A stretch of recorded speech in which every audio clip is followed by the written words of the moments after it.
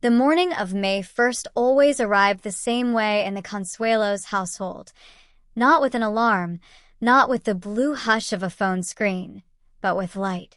Specifically, the kind of light that poured through the tall windows of their Manhattan home like it had somewhere important to be, like it knew, the way certain mornings always seem to know, that this particular day deserved a little extra ceremony.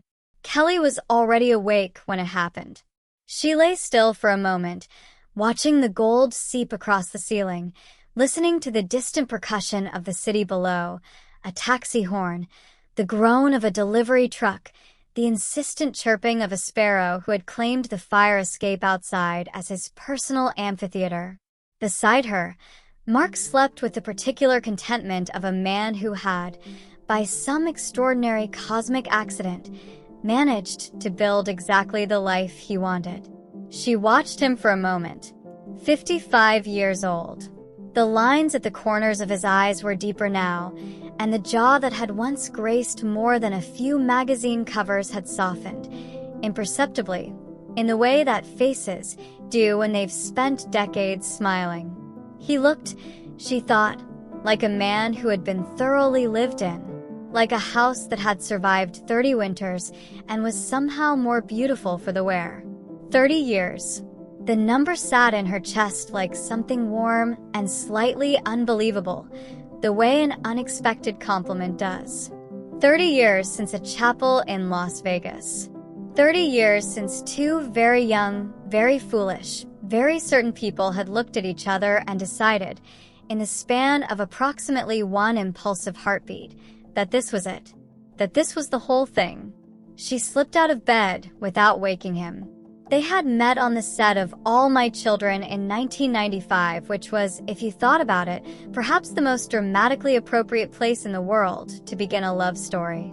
The show was a cathedral of manufactured emotion. Breakups rehearsed until they felt real, declarations of love delivered on cue, villains who came back from the dead with alarming frequency.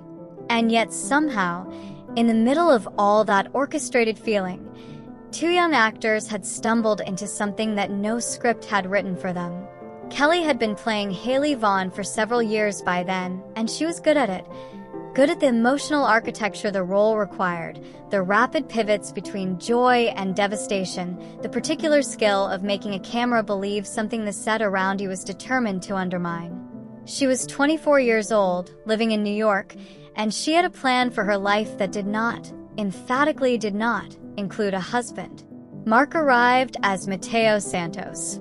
He was 24 too, dark-haired and alarmingly confident, the kind of confidence that could read as arrogance until you were close enough to see that it was actually something simpler. He just genuinely believed things were going to work out. For him, that had always been a reasonable assumption. For Kelly, it struck her as either the most reckless worldview she'd ever encountered or the most enviable one. Possibly both. They became friends first, which is how the best love stories always begin, sideways, without announcement. Lunch in the commissary. Long conversations between takes about everything and nothing. He made her laugh in a way that she found mildly inconvenient, because she hadn't been looking for someone who could do that, and yet here he was, doing it constantly, without apparent effort. She told herself it wasn't a big deal. She told herself this with decreasing conviction over the following months. He had not been planning to propose. He would say this many times over the years, with a slightly bemused expression of a man still processing the logic of his own life. If you had asked him the week before whether he intended to get married, he would have looked at you the way you look at someone who has just suggested something both absurd and faintly rude. Marriage was a concept that existed for other people, people who had their lives organized in a more conventional fashion, people who were not two 24-year-olds doing soap operas in New York City. And then he asked. He couldn't explain it then, and he couldn't fully explain it 30 years later, except to say that there are certain moments in your life where your brain simply steps aside and lets something older and more certain take the wheel. He looked at Kelly and he knew, with a clarity that had nothing to do with logic and everything to do with whatever it is that bypasses logic entirely, that this was the decision. Not a decision he was making. The decision. The one his life had been moving toward. Kelly said yes, with a speed that surprised even her. It was the most ludicrous idea, she would say decades later, laughing, until you asked. And then I was like, okay. They flew to Las Vegas. They found a chapel. They got married on May 1st, 1996, with the desert light outside and the slightly surreal efficiency of a Vegas ceremony, which is designed to make forever feel both completely serious and somehow also like the best possible adventure you could have on a Tuesday. Neither of them has ever suggested, not for a single moment in 30 years, that it was a mistake. They were both working, both building careers that demanded enormous amounts of energy and attention, both figuring out what it meant to be married to someone when you were also figuring out what it meant to be a functional adult. Mark continued working in television. Kelly's career began its remarkable ascension, from All My Children to a universe of opportunities that would eventually land her on the morning show that would define her professional life for decades.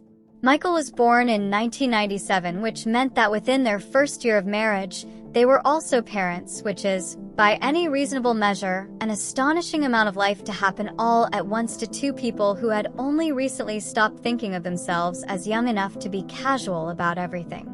We were kids, Kelly would reflect later. But I think that's maybe the secret. We grew up together instead of apart. This is not nothing. It is, in fact, everything. There is a particular kind of intimacy that comes from having witnessed someone's becoming, from knowing who they were before they became who they are. Mark had watched Kelly become not just a television star, but a mother, a businesswoman, an icon of a very specific kind of American morning warmth. Kelly had watched Mark become not just an actor, but a producer, a presence, a man who wore his 50s with the particular satisfaction of someone who'd earned them. They had seen each other at the edges, exhausted and unglamorous and uncertain and ordinary, and had chosen each other in those moments just as completely as they had chosen each other in the chapel with the desert light outside. Lola arrived in 2001, Joaquin in 2003. The apartment got louder and smaller and more alive, and the two of them learned, as all parents learn, that love is not a finite resource, that you can pour it out in apparently unlimited quantities and somehow always have more. That children don't divide a marriage. They complicate it, stretch it, test it, and ultimately, if you let them, make it larger than it could have been otherwise. This is the part of the love story that doesn't make it into the highlight reel, but it's the part that matters most, because it's the part that shows you what a thing is actually made of. Every long marriage contains years that required something more than affection, years that required a deliberate, daily decision to stay, to try, to choose the complicated ongoing reality of another person over the simpler loneliness of solitude. Kelly and Mark were not immune to this. They were two people with strong opinions and stronger personalities, two people whose professional lives were conducted largely in public, two people navigating the particular pressures of an industry that is not always kind to the things it touches. There were negotiations. There were arguments. There were moments, surely, when the spontaneity that had made them possible also made them difficult, when the same impulsiveness that produced a Las Vegas wedding produced other, less romantic decisions that had to be worked through. But they worked through them. This is the quiet heroism of a long marriage, not the grand gestures, not the anniversary speeches, but the 10,000 small acts of recommitment. The decision to come back to the table. The willingness to be wrong, or to forgive wrongness, or to sit with the discomfort of two separate people who love each other genuinely, but who are still, fundamentally, separate people with separate inner lives and separate needs. The art of keeping a door open. They kept the door open. Mark had been thinking about it for a while. The traditional gift for a 30th anniversary is pearls, and this fact had lodged itself in his head with a particular stubbornness of a detail that knows it's important. But by October, it was Kelly's birthday, and he had been watching her